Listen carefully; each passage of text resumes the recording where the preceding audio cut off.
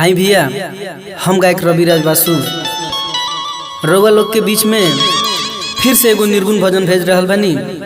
इ गाना हमार एंड्रो म्यूजिक वर्ल्ड के माध्यम से कुमार दिवाकर जी के सौजन्य से जा रहल बा। ए गाना के रिकॉर्डिंग करता हमार विनोद बिहारी भैया बानी।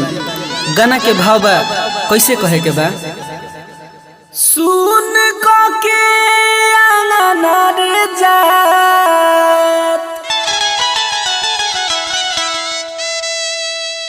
बड़ो काहे सजन रुवत कांगना। सुन को के आंगना जात बड़ो काहे सजन रुवत कांगना।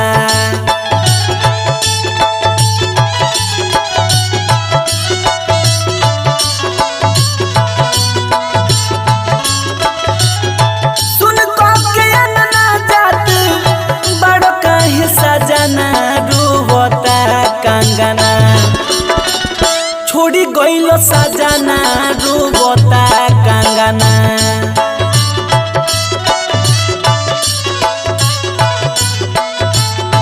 तो कहे छोड़ी गइल सजना रुबता कंगना।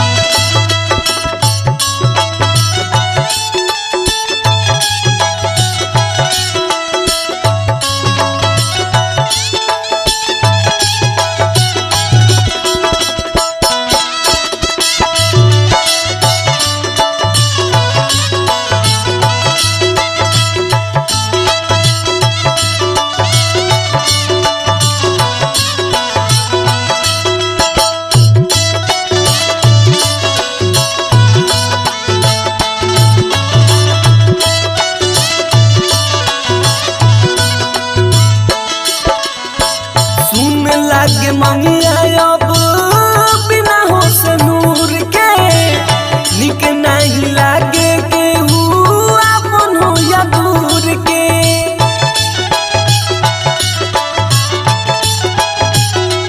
हाँ हाँ सुन लागे मंगिया अब बिना हो से नूर के निक नहीं लागे केहू आपन हो या दूर के।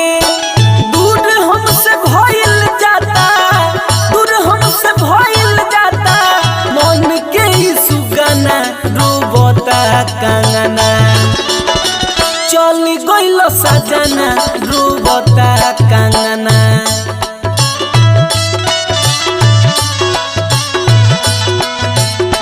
तो कहे चली गइल सजना रुबता कंगना।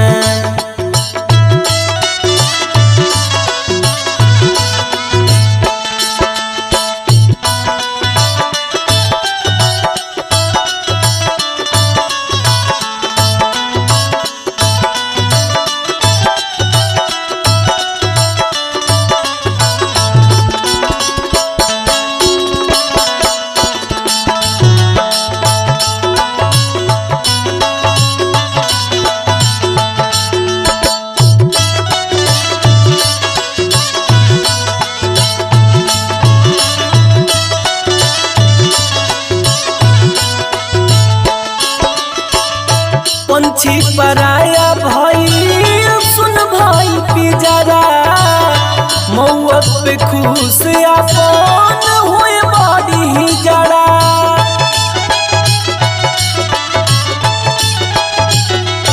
हाँ हाँ पंछी पराया भाई सुन भाई पिजरा मौत पे खुश अपन होए बड़ी ही जड़ा।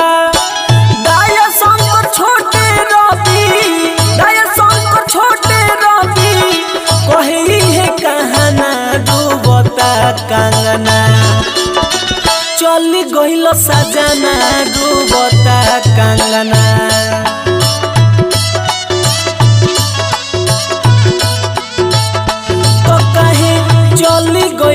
सजना रोवता कंगना।